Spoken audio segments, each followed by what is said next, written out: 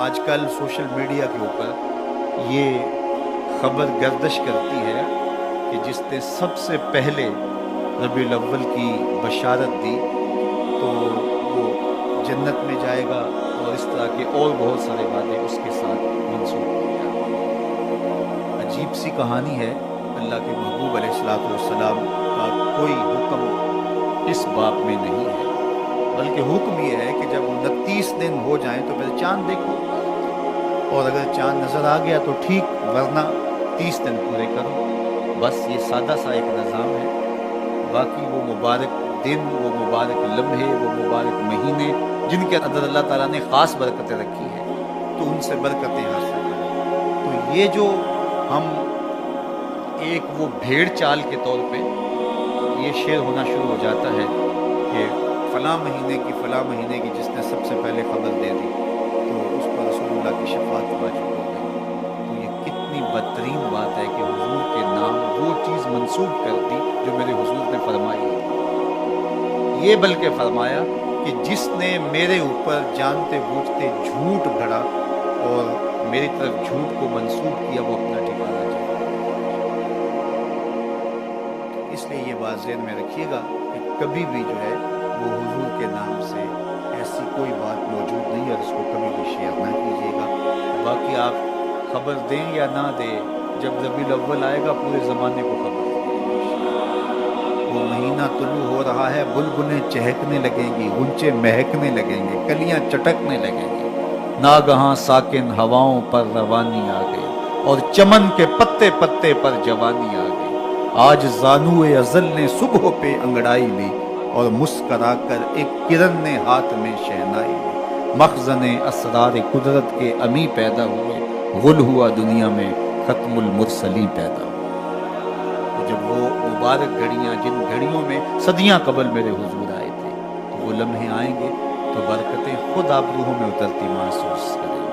باقی انتظار ضرور کیجیے گا، لیکن ایسی کوئی خبر اور اس طرح کی کوئی حدیث موجود نہیں۔ شہر مدینہ کائنات کی وہ پاکیزہ بستی ہے جہاں حضور رہتے ہیں، اور اہل ایمان کو اس شہر نور کے ساتھ جو قلبی لگاؤ ہے، جو ربط باطن ہے، ان کی روحیں جس طرح اس شہر کی طرف کھینچی چلی جاتی ہیں، اور آنکھیں ترستی ہیں اس شہر نور کو دیکھنے کے لیے، اور دل تڑپتے ہیں اس کے نظاروں کے لیے، تو یہ اسی لیے ہے کہ یہاں محبوب رہتے ہیں۔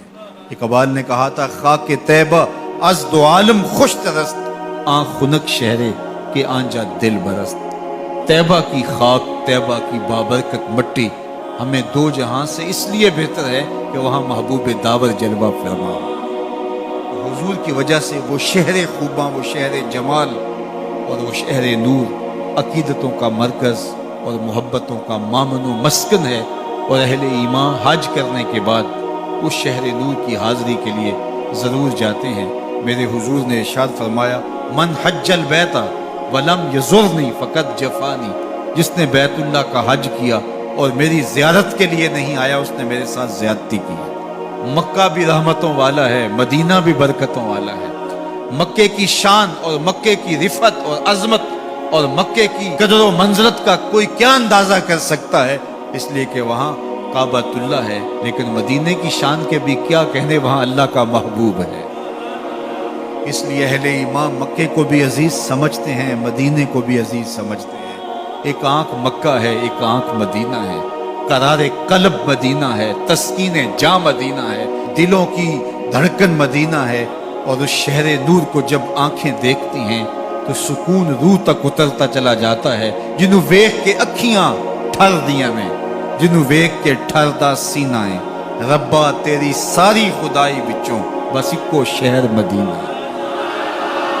کیا منظر ہوتے ہیں عقیدتوں کے، کیا رنگ ہوتے ہیں۔ علماء نے لکھا ہے، احناف نے، شوافع نے اور حنابلہ نے، یہ تینوں امام کہتے ہیں، امام احمد بن حنبل، امام شافعی اور امام ابو حنیفہ علیہم الرحمہ، یہ تینوں ائمہ کہتے ہیں اگر کوئی شخص مدینہ المنورہ جائے اور حضور کے روضے پہ حاضری دے تو وہ یہ کہے کہ میں حضور کا روضہ دیکھ کے آیا ہوں۔ لیکن امام مالک کہتے ہیں اگر کوئی شخص مدینہ المنورہ جائے اور حضور کے روضے کو دیکھے تو وہ یہ کہے میں حضور کو دیکھوں، اس لیے کہ حضور کے وصال کے بعد جس نے حضور کے روضے کی زیارت کی، فرمایا وہ ایسا ہے جس طرح اس نے زندگی میں میری زیارت کی۔